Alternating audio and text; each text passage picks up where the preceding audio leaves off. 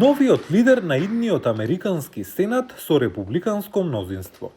We have a mandate from the American people. Имаме мандат од американскиот народ, мандат не само да го исчистиме нередот што го остави агендата Бајден-Харис-Шумер, туку и да ги исполниме приоритетите на председателот Трамп.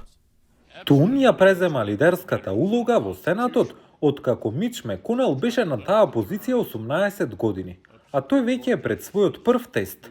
Новоизбраниот председател Доналд Трамп предложи да се заобиколи уставната улога на Сенатот за одобрување на кандидатите за кабинетот. Сенатот има улога на советник и согласност во Уставот, така што ќе направиме се што можеме за брзо да ги обработиме неговите номинации и да ги поставиме на нивната позиција за да може да ја почнат да ја спроведуваат неговата агенда. Демократите го загубија мнозинството и ќе имаат најмалку 47 места во новиот Сенат. Американскиот народ ни постави предизвик. Мораме да учиме од тоа.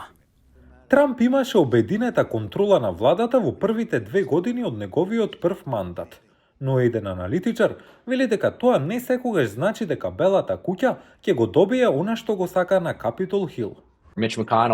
Мич Меконел тогаш рече дека ја поддржува агендата на председателот. Ке работи со нив, но потоа видовме од номинации до политики дека нема да обезбедат гласови, ако мисла дека председателот отишол предалеку.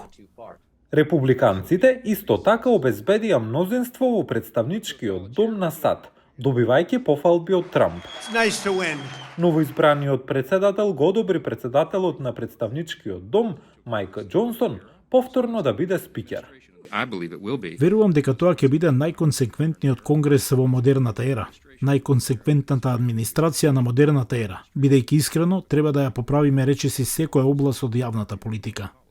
Но републиканците имаат многу потесно мнозинство во представничкиот дом со само неколку места повеќе од демократите, кои ветија дека ќе продолжат да се борат. Конгресната прогресивна група ќе продолжи да биде цврст бранител на работничката класа и на сиромашните луѓе. Новиот 119-ти конгрес на САД ќе положи заклетва на функцијата на 3 јануари.